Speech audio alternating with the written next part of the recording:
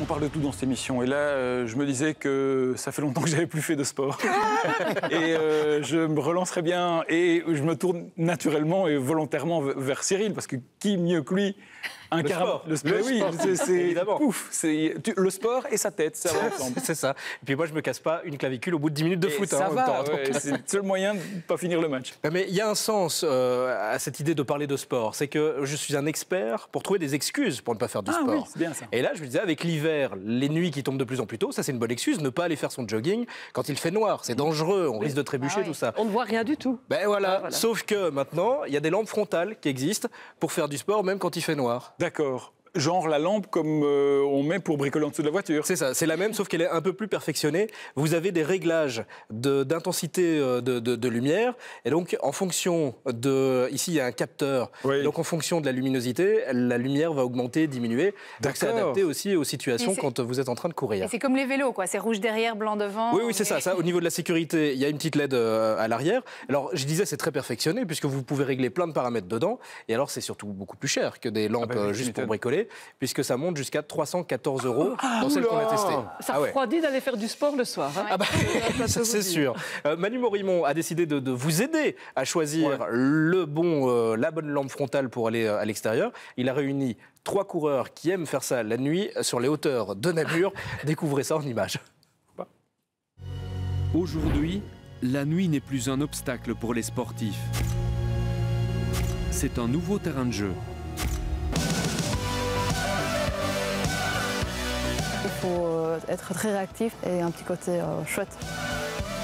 Il faut prendre un peu plus de risques parce qu'on voit moins que le jour, donc ça demande un peu plus d'audace.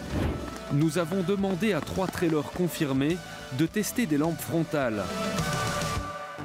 Virginie Delot, Séverine van der Meulen et Thomatine vont essayer 3 lampes haut de gamme. La Petzl Nao Plus à 159 € pour 750 lumens de puissance lumineuse. La LED Lenser XEO 19R à 299 € pour 2000 lumens, la plus puissante sur le papier.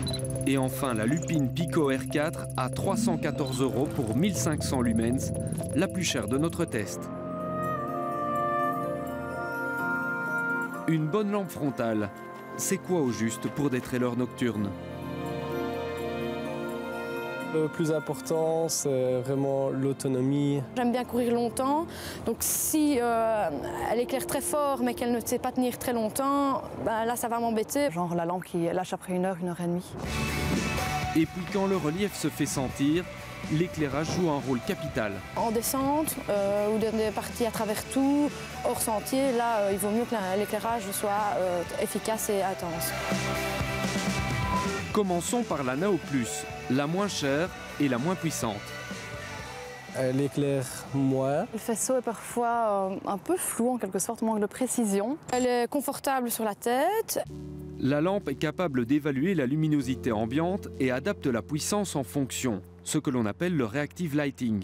En fait, ça fonctionne même trop bien parce que lorsque j'approche d'autres coureurs qui ont un élément fluorescent, elle s'adapte. Donc moi, en fait, j'aime pas tellement ce principe-là. La LED Lenser propose un système similaire. Par contre, elle a un désavantage. C'est trop lourd, trop gros. Il faut toujours avoir un sac pour porter la batterie. Elle éclaire vraiment super fort comparé aux autres, c'est un phare. À très longue portée, assez large. C'est plus, à mon avis, pour des sports à plus grande vitesse comme du VTT ou encore du ski. Et enfin, la Lupine semble avoir fait de l'effet à nos trailers. Son éclairage est quand même plus précis, plus puissant, j'ai eu cette impression-là en tout cas. Vraiment facile à utiliser. Elle tient bien à la tête, elle est très confortable. Voici le podium des coureurs. La Lupine et la Petzl sont premières ex aequo avec 22 sur 30. La LED Lenser est dernière avec 18 sur 30. Reste une dernière épreuve à franchir pour les lampes. L'expérimentarium de physique de l'ULB. C'est ici que la puissance lumineuse de chaque frontale va être mesurée dans une zone bien précise, la partie centrale. Une lampe sort du lot. Au niveau lumière, c'est la 3e, c'est-à-dire la Lupine, qui excède un peu les données de la notice. Elle chauffe assez fort également.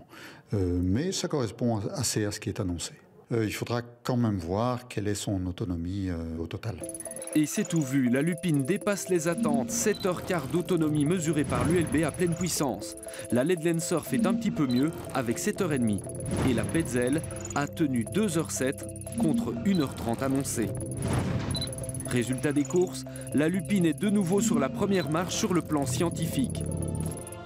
Conclusion du test, la Lupine est vraiment la meilleure lampe.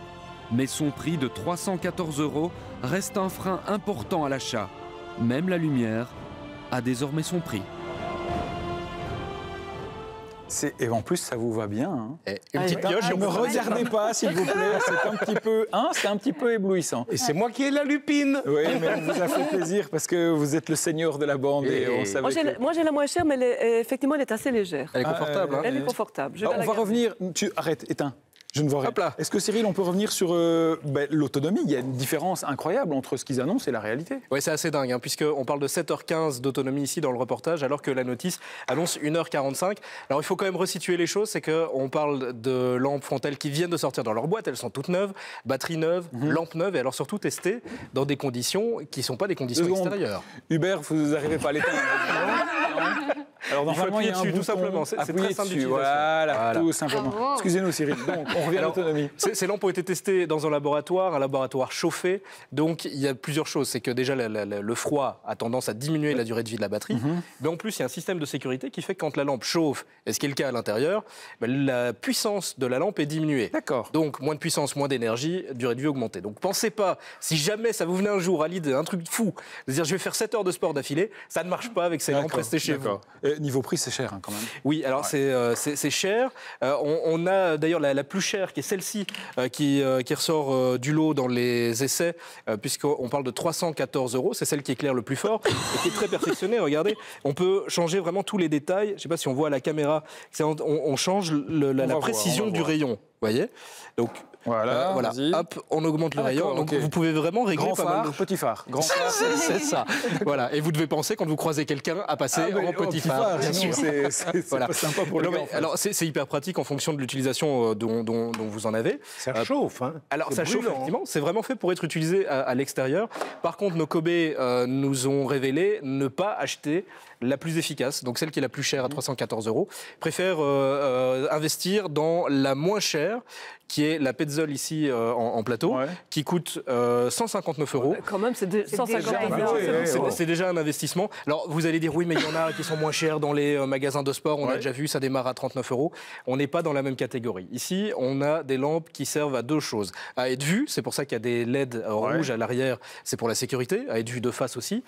Mais à voir. Quand vous achetez une lampe à une trentaine d'euros, vous allez plus être vu que voir. On parle de 250 lumens pour cette lampe-là, alors que celle qu'on a ici, la plus petite, la plus faible, est à 750 lumens. J'ai couru dans un sous-bois avec ces lampes qui n'éclairent pas trop, et un jour le soir, et ça m'a foutu les boules parce qu'on voyait, je savais que c'était des lapins, mais on voyait des yeux qui brillaient dans le soir, et ça n'éclairait rien, et ça m'a foutu vraiment les jetons à ne plus refaire cette histoire. Donc, il y en a une qu'on oublie vraiment, c'est la LED Sensor Xeo. C'est celle-ci. Alors, la LED Lensurf Xeo. Et pas mieux. Hein.